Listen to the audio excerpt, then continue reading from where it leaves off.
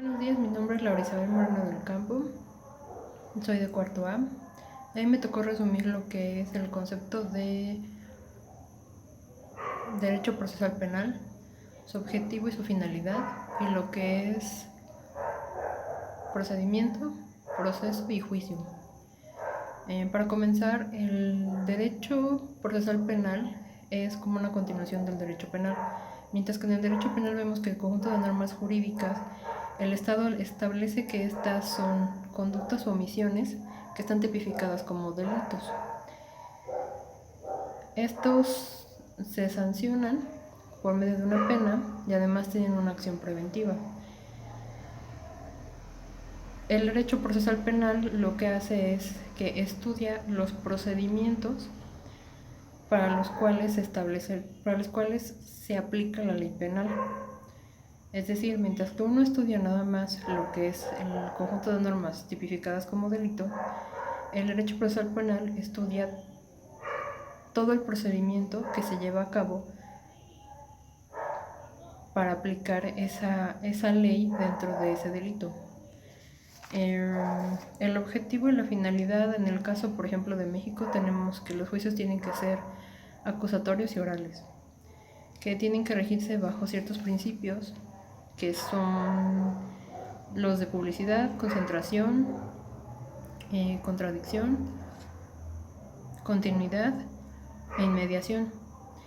Lo que hace es que busca esclarecer estos hechos, busca proteger a la persona inocente, busca la prevención, busca llegar a la justicia y además busca lo que es la reparación del daño. El procedimiento como tal es el conjunto de pasos sistemáticos y ya establecidos que tienen relación unos con otros. El proceso es justamente esa relación que existe entre uno y otro y el final que se llega. Y por último, el juicio es el medio sobre el cual todas estas controversias encuentran un final o una forma de resolverse. Y ya, eso sería todo. Muchas gracias. Los principios procesales. El artículo 20 nos dice que el proceso penal será acusatorio y oral. En el apartado A nos habla sobre los principios generales. El primero nos dice que el proceso penal tendrá por objeto esclarecer los hechos, proteger al inocente, procurar que el culpable no quede impune y que los daños se reparen. 2. Toda audiencia se desarrollará en presencia del juez de manera libre y lógica. El tercero nos dice que para dar sentencias solo se debe de considerar como pruebas aquellas que hayan sido desahogadas en la audiencia del juicio. El 4 nos dice que el juicio se celebrará ante un juez que no haya conocido del caso anteriormente. En el 5 nos dice que la carga de prueba para demostrar la culpabilidad corresponde a la parte acusadora.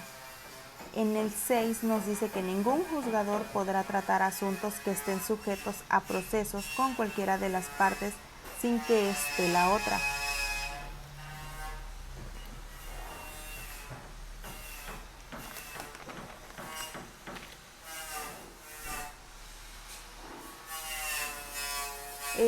En el apartado 7 nos dice que una vez iniciado el proceso penal se podrá decretar su determinación anticipada en los supuestos y bajo las modalidades que determine la ley.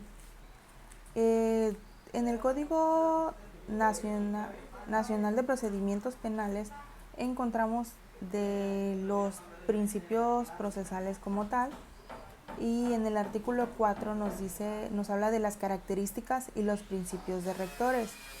En este nos dice que el proceso penal será acusatorio y oral. Se observará el principio de publicidad, contradicción, concentración, continuidad e inmediación. El artículo 5 nos habla sobre el principio de publicidad. Aquí nos dice que las audiencias serán públicas con el fin de que accedan a ellas el público en general, con las excepciones previstas en este código. El artículo 6 nos habla del principio de contradicción. En este, las partes podrán conocer, controvertir o confrontar los medios de prueba, así como oponerse a las peticiones y alegatos de la otra parte. El artículo 7 nos habla sobre el principio de continuidad. La audiencia se lleva a cabo de la forma continua, sucesiva y secuencial. El principio de concentración es el artículo 8, el cual nos dice que las audiencias se desarrollarán en un mismo día, o sea que debe de ser consecutivo hasta su conclusión. Y en el 9 encontramos el principio de inmediación. En este la audiencia se debe de desarrollar en presencia del órgano jurisdiccional, el juez, y en ningún caso el juez podrá delegar la omisión del desahogo o valoración de pruebas. El artículo 10 nos habla del principio de igualdad ante la ley. Todas las personas que intervengan en el procedimiento penal recibirán el mismo trato y tendrán las mismas oportunidades para sostener la acusación o la defensa. El artículo 11, que es el principio de igualdad entre las partes, garantiza a las partes en condición de igualdad el pleno e irrestricto ejercicio de los derechos previstos en la Constitución.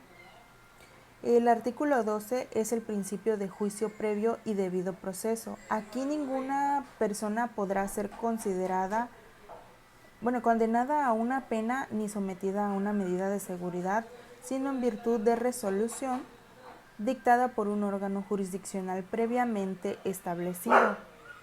El artículo 13 nos habla del principio de presunción de inocencia.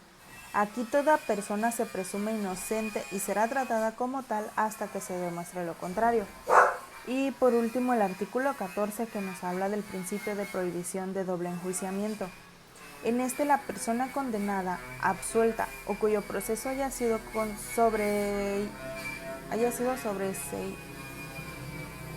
sobreseído no podrá ser sometida a otro proceso penal por los mismos hechos, o sea, no la pueden condenar dos veces.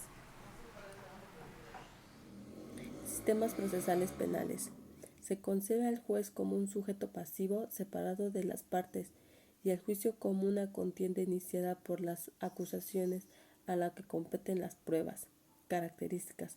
Buscar la verdad a través de las investigaciones. Esto quiere decir que ambas partes generan su propia investigación y sobre eso se busca la verdad. Se inicia por acción del interesado. Eso quiere decir que la persona interesada en que realmente se sepa la verdad es la que va a iniciar la investigación o el procedimiento. Las partes conocen al juez. Esto quiere decir que ambas partes conocen al juez para que sea un juicio bien. El proceso puede ser público. Esto quiere decir que puede entrar público a escuchar. Libertad de la defensa y libre aparición de las pruebas.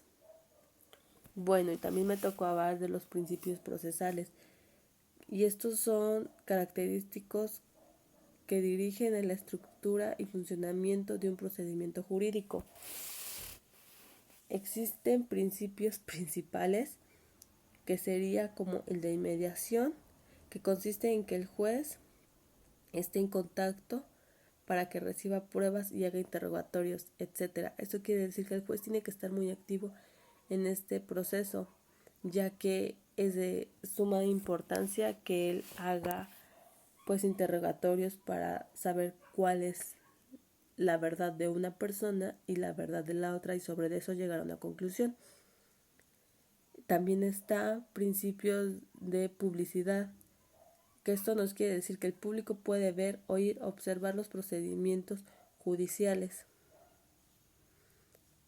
También existen principios de concentración, principios de continuidad, de igualdad entre la ley, de igualdad entre las partes, juicio previo y debido proceso y presunción de inocencia. Y hay uno que creo que es el de doble enjuiciamiento, que ese dice que una persona no puede ser juzgada dos veces por un mismo delito, Si ya pagó una sentencia, no la puede, y ya salió, pero su caso sigue abierto, no la pueden volver a juzgar por el mismo delito si ya cumplió una sentencia. Bueno, pues de mi parte esto sería todo. Gracias.